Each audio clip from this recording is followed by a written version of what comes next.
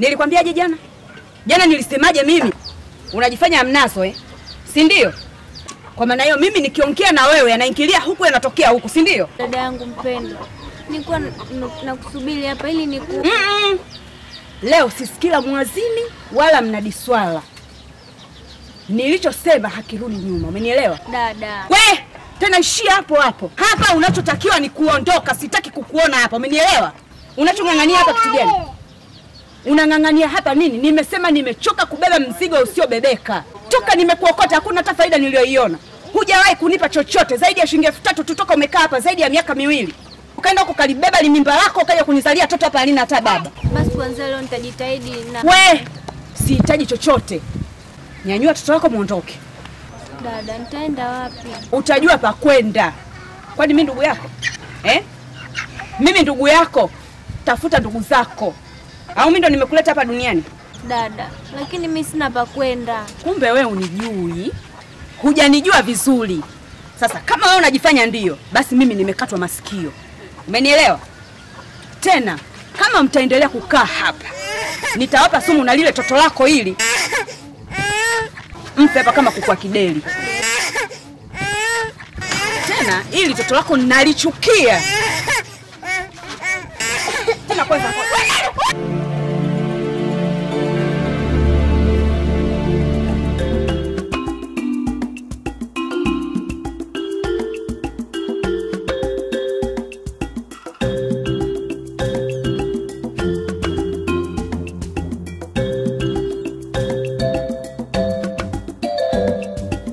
Kaka.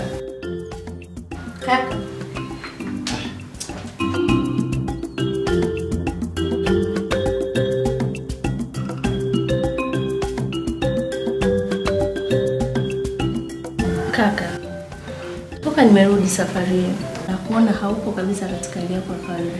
Kuna nini? Nasra mdogo wangu. Kiukweli mimi sipo sawa. Lakini hali hii mwisho leo. Mpaka kesho nitakuwa sawa kabisa. Na kila kitu kitaenda kama kawaida. Mbona sijakuelewa? Kama nilivyokuambia usijali. Hadi hii mwisho leo. Mpaka kesho nitakuwa sawa kabisa. Haya, tukiachana na haya. Hiyo picha ya huyo dada. Naona unaiangalia sana.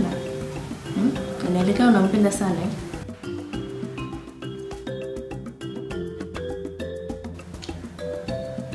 Mdogo wangu. Ujue hata wewe uko unapopita pita huko. Unapotembea tembea kuna macho mengi sana na kuangalia wewe. Mengi tu. Lakini usifikirie kila jicho linalokuangalia wewe basi linakuangalia kwa upendo. Yako yanakuangalia kwa upendo, sawa? Lakini yako mengine yanakuangalia kijicho pembe.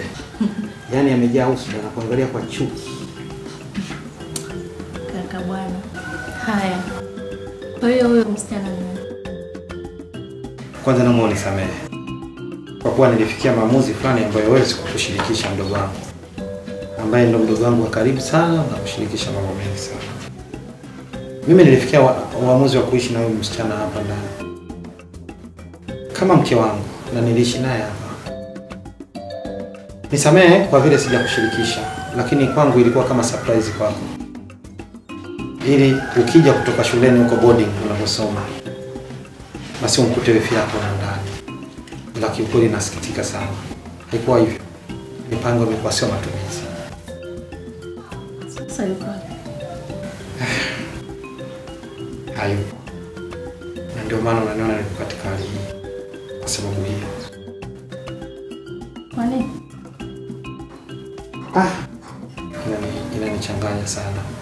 Toka nilipomtoa huko tulipokutana na mpaka hapa tulipo sasa hivi. Inaumiza. Kama dakika 15 kuna kazi kidogo namalizia. Nitatoka. Nitakwenda maeneo. Si unajua tena kumekucha. Kumekucha. Kumekucha. Unajua mimi nataka niwaambie jambo la msingi sana katika hii dunia. Hakuna kitu kizuri kama kuipa roho kitu inapenda. Na ndio maana mimi nipo tayari kutumia kiasi chochote kile cha fedha. Ili mradi tu niridhishe nafsi yangu.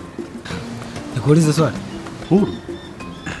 Kwa upande wako wewe, ni pesa inahitaji matumizi ama matumizi yanahitaji pesa? Naanza kutafuta pesa kwanza, halafu nikishaipata ndio naangalia sasa nitumie vipi. Kama mnijuavyo mimi, huwa najua kuzichanga karata. Sifanyi makosa ndani ya 18 mimi. Yaani kwangu kila siku mgodi unatema. Vipi? Dunia Imefanyaje? imejaa kizungumkuti na upasipapi. Vipi? Hivi mbona wahenga wanasema ndege wanaofanana ndio huruka pamoja? Methali. Maneno ya wahenga. Ila tu cha ajabu, hii methali kwetu sisi imekuwa tofauti kidogo. Kivipi? Unajua huyu ni jamaa yetu, rafiki yetu, tena tunashirikiana sana tunapofanya mambo yetu pamoja. Yaani ni sawa sana ndege wanaoruka pamoja. Lakini huyu ni mtu wa kujigamba, mtu mwenye masimango kashfa. Yuko tofauti kabisa na sisi. Mbwembwe na nini, alafu sisi tuko pamoja. Kwa nini tunaendana naye? Haendani na sisi. Huwezi kuepuka hilo Sekuti. Achana na maneno ya wahenga. Ndio maana Mungu alivyotuumba sisi katika hii dunia kisha akatoka pamoja. Tufanye mambo yetu pamoja, tuishi pamoja. Si unaona? Kuna makaburi. Lakini pia kuna mapori, kuna machaka, kuna mabwawa, kuna mito na maji yaliyochanganyika. Hebu ngoja kwanza. Hebu subiri. Kwa maana wewe unataka kuniambia kwamba hii methali wahenga wameikosea? Naweza kusema hivi. Unajua? Ndio maana nikasema uwezi kuepuka hilo Bwashe katika kuishi kwako hapa duniani. Kuna wezi, kuna waongo, kuna wanafiki, wenye dharau, wenye majigambo, lakini yote kwa yote wapo waungwana pia. Huwezi kuwakwepa, ni lazima uishi nao. We Mungu mpaka wakimbizi wenzio. Na ndio maana mimi nina marafiki wa kila aina. Wapo watafutaji pesa na kufanya maendeleo. Sasa nikija katika upande huo sasa ndo namkuta mtu kama Sekuti Mariam, Lamek Mtatu hapa, namkuta Taufik wa Tomondo, Salama Kibodi wa Gula Shingo, Mzee Mkasi, namkuta Mchomi Mchomile, Mr. Maela, wengi tu, akina Juma Ndoki, akina Ibrahim Luambo, akina Michael Kizinga, akina Jay Foseli. Kinatosha. Mimi nawapa ngumu kumeza hiyo. Kwa hiyo hao ndio watafutaji pesa. Lakini wapo kwa ajili ya kuangalia ulimwengu na kwenda vipi na kuweka heshima duniani. Sasa nikija katika upande huo sasa ndio namkuta mtu kama Pilo Pilika. Ukipenda mwite Bangala. Awadhi Komba. Utamkuta mtu kama Muzamili Katunzi. Amiri Feza, akina Osborne Gulamari, akina Alex za Maginga, akina Kitatange, akina Katumbi. Wewe vipi? Nauza matunda. Wewe mpumbavu nini?